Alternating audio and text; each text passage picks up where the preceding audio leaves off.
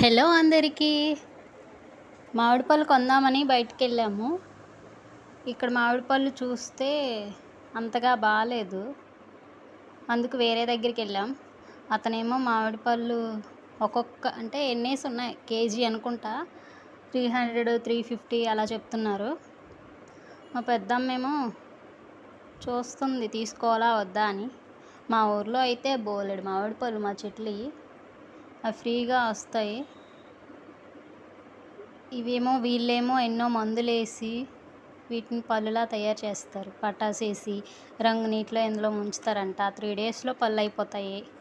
అలాంటివి తినడం కంటే తినకుండా ఉండడం మంచిది.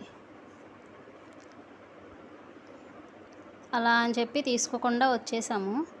అలా వస్తున్న తోవలో ఇంటి దగ్గర చెట్టు కనిపించింది. చూడండి ఎన్ని కాయలు ఉన్నాయో, బాగుంది కదా.